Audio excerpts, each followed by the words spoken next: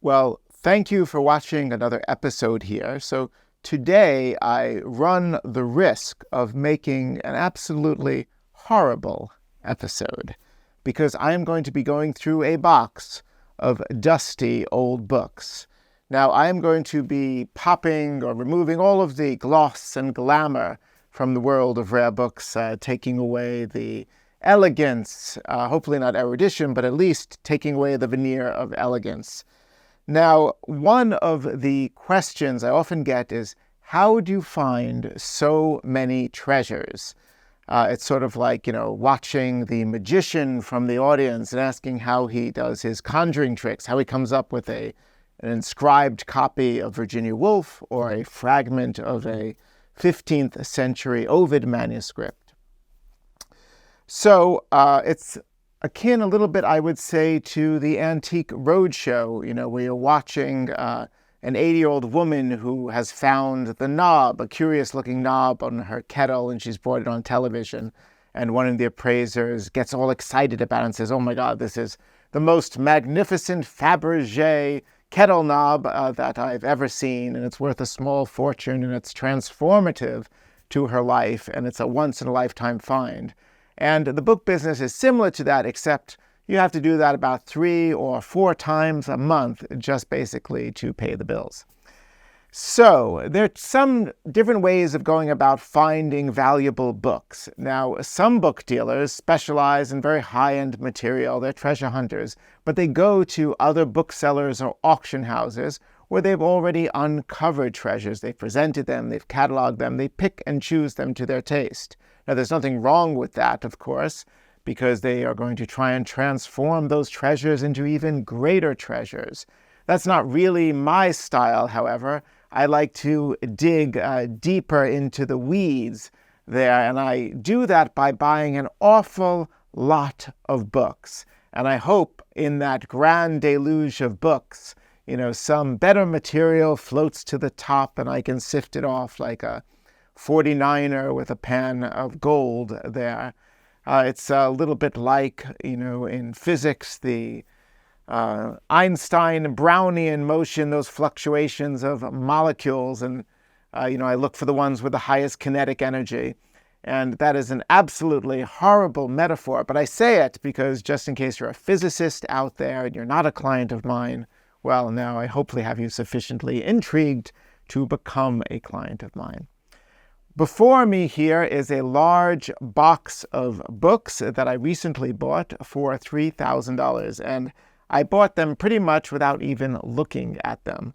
So I'm going to go through on this video the books here one by one and sort of put them into 2 piles of good books and bad books. And I find this to be a really good exercise. It's not just an unboxing, it's sort of like an unboxing of the bookseller's mind, because when you go into a library and you have a large quantity of books, you want to sift through them very quickly, and you want to find ones that are intriguing, that you can make a basis for your offer to the family or to the collector that you're buying from. So I'm going to do that with this box of books, which I really haven't sorted through yet, as an example. Now let's start with the large one on top here, which I will lift up here. So this is an antiphonal manuscript. Now, an antiphonal manuscript would have been a choir book that you would have set on a lectern in a church, and you would have had singers sing from it during various parts of the divine office. Now, this one is a 16th or 17th century Spanish antiphonal. The problem with it is it's only the binding. The actual manuscript has been extracted from the books. We're left with a remnant, but a very attractive remnant. Now, I honestly do not know who would want this. The leather's peeling, it's sort of dusty brown, gets all of your clothes from it. It's already on my hands. So the only person I could think of wanting it is maybe a dry cleaner, someone like Mr. Jefferson. Now, if you get that reference, you're easier to date than the antiphon here itself. But I am going to open this up here, and there are some leaves inside here. So even though it's a binding, somebody has tucked in some leaves. There's an old Sotheby's label here from 1982 saying it's a Spanish 17th century binding. And there are all sorts of leaves, not from the original manuscript, but somebody's used this as a folder of sorts. This looks like a nice 16th or 17th century leaf here. Some of these are earlier. This one looks particularly early, maybe that's 15th century from the notes.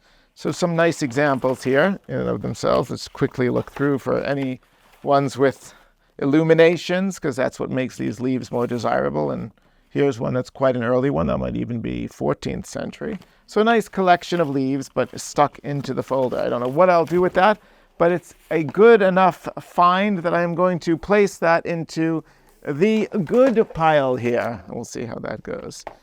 So now let's start sifting through the rest of the books and see what we find here. So the first book here, let's open this up. This is the Code of 1650 of the General Court of Connecticut, also called the Blue Laws. This is printed actually in Hartford in 1842. Now, if you've ever been frustrated that you can't buy alcohol on a Sunday somewhere when you desperately need it, it's because of the so-called Blue Laws. Now, these were laws during the 17th century, especially in Connecticut, that's tried to give civic and civil order to Puritan society. And over the years, especially in the following centuries, there might have been some anti-puritanical tracts, as well as the English, who tried to make more extreme or paint the laws as being more extreme than they actually were, specific haircuts, the way you could kiss your children, things like that. But generally, they were acceptable laws to most people, and has a charming wood-engraved frontispiece here, which says, "The constable seizing a tobacco taker," because you couldn't smoke tobacco on a Sunday.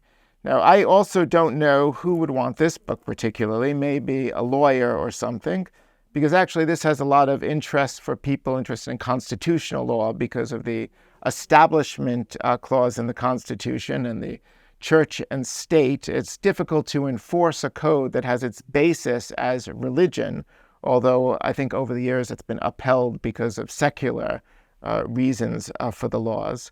So there may be some interest for a lawyer, but it's a pretty modest book. It's not a valuable book. It's probably less than, $50 or so. So I'm going to put that into the bad pile here.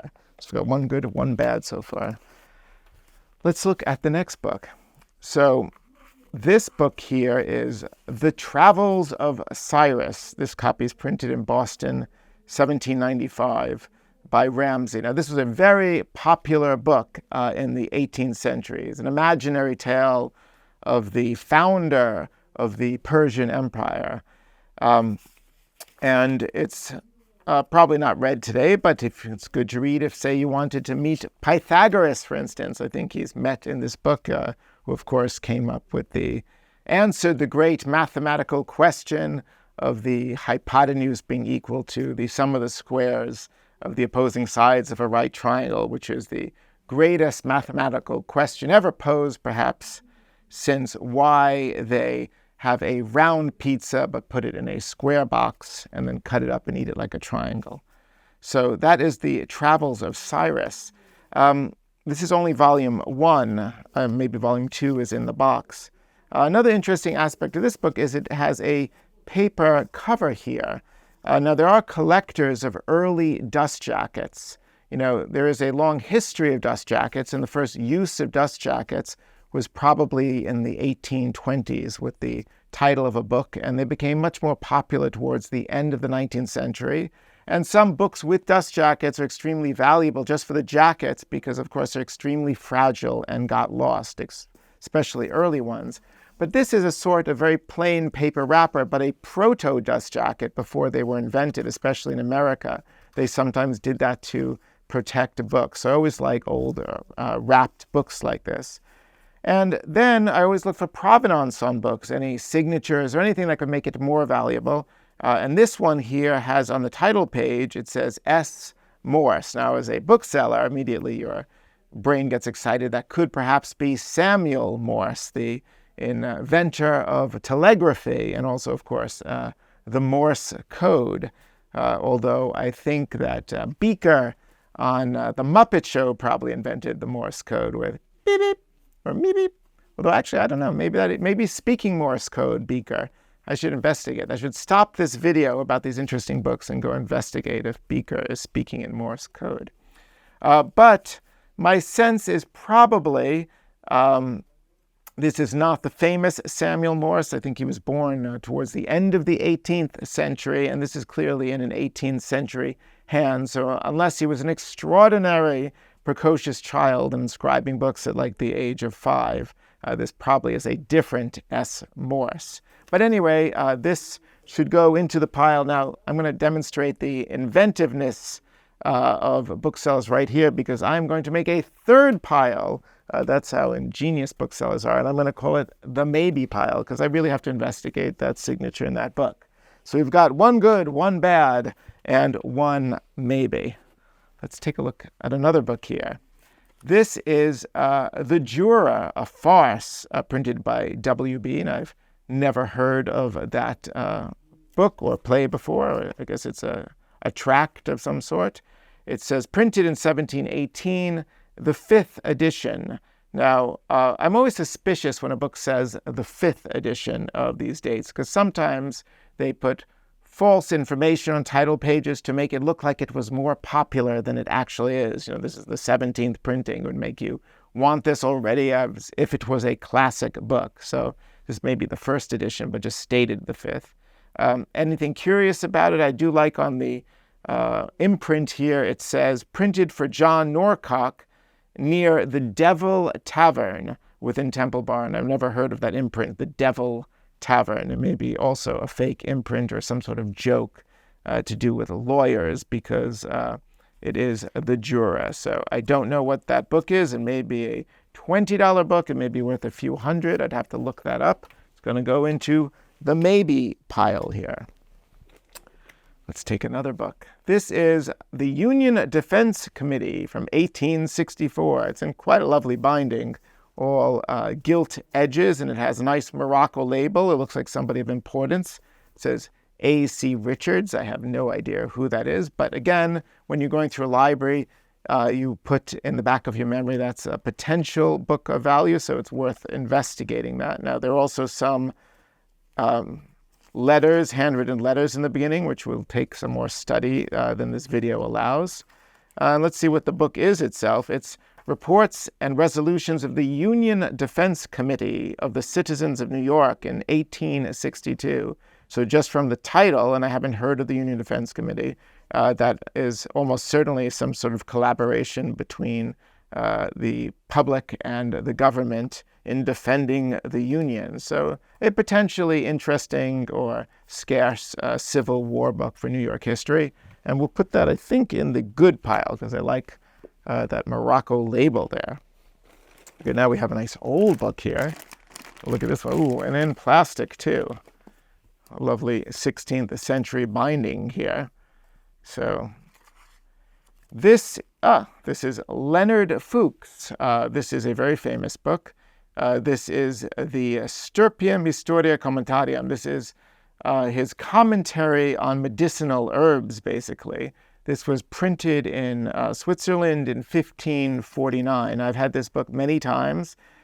This is a great classic of medicine with beautiful woodcuts of all sorts of medicinal herbs and plants. So if you were an apothecary or a doctor during the period, this would be a staple of your library.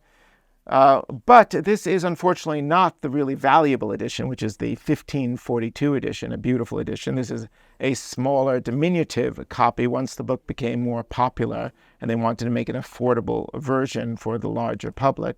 But still quite a lovely book, and it's very handsomely blind stamped. So that definitely goes back into the plastic, which was thoughtfully placed on it, and into the good pile here.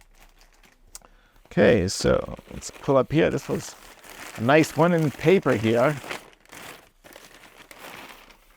So let's see, this is what looks like a Bible. So this is, let's see, we're open up here. Well, it's got the Book of Common Prayer at the beginning, 1635. So the Bible has to be in there somewhere. And there we go, the Holy Bible. The Holy Bible contained the Old Testament, newly translated. When we know it's newly translated, we know it's the King James Version. And this was printed in 1636. So still while Charles I was King of England, 13 years before he had his head taken off there. So quite a lovely Bible. And it's in excellent condition. What's particularly nice about this is the silver hardware on the binding here. You have angels done in 17th century silver here with clasps actually that have Moses and Aaron on the clasps.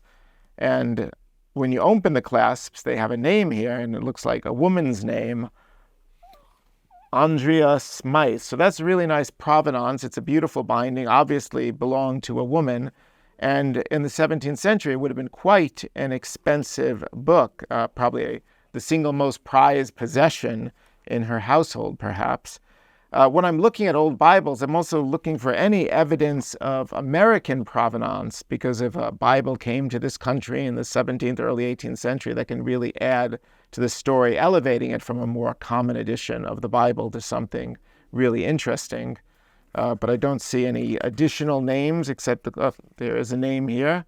Looks in a later hand, it says Mrs. Adams. So, well, I could pretend for now that's the wife of John Adams or something in my mind. Probably isn't, but I'm going to place this, of course. This is the jewel so far. We're going to put that in the good pile here. Let's continue here. Hopefully it looks like it was all salted, this box towards the top. I don't know about the rest of the material here, but we shall see. This looks particularly damaged book here. Historical Collections of the State of New York. Well, we can fly through that book because that's practically unsaleable for me in that condition. So that's straight to the bad pile here. We have, I don't even know what this is. This is too long for the video. We have all sorts of photographs and letters. This is in the mystery pile.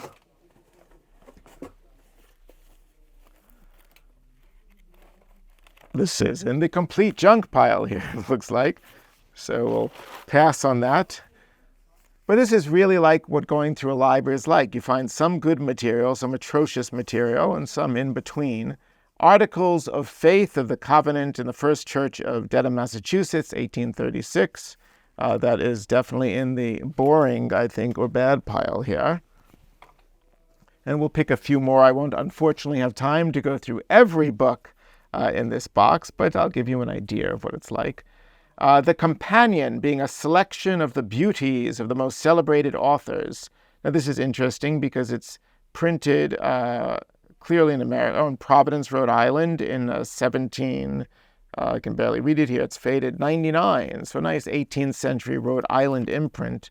Now, who are these celebrated authors? Or I'd have to look it through to see. Sometimes you might have the first printing of an important English or European and American author in a collected edition like this in the 18th century. So this could certainly go into the maybe pile. It might be a $100 book. It could be more valuable. We can't tell at this stage. And this box goes on and on. It's filled with all sorts of things. Photographic albums and a new covering or the velvet cushion, a nice little charming book in its original boards, but probably a minor tale of sorts since I've never heard of it and not too valuable. So that gives a sense of what going through a collection of books is like. Now, I don't know if my approach is honestly the best approach to find a few treasures like the Bible or things like this in a relatively modest collection. The problem with that is then you accumulate a lot of books. And since you're a bookseller and you love books, you tend to store these, but the value of them is quite low. And the cost of cataloging them and photographing them and putting them online can often exceed the value of the books themselves. And you carry a lot of, dead weight to modest inventory. But the plus side is you do find fresh to market treasures. Are these books worth $3,000? On the surface, it seems like a good buy to me. But when you're in book selling, you also have to be cognizant of the fact that you at least have to double your money, or I can assure you you're going out of business fast with all the expenses involved. So are these easy to sell for $6,000? That I don't know, but I can tell you If somebody offered me $6,000 off the bat for these without doing any of the work, I would gladly take that. That's probably not going to happen. I'm going to have to do all of the work involved in these. So I would like to say one more thing. I would like to give a shout out to my amazing videographer, Lia, and her contact info is going to be below for anybody that needs videography in the New York area. And I actually don't have to make it a shout out because she's like 4 feet from me here, so it can be a very whisper. But like I said, her contact information is below. And besides that, thank you so much for watching, and I hope you will watch an episode in the future, and don't forget to subscribe.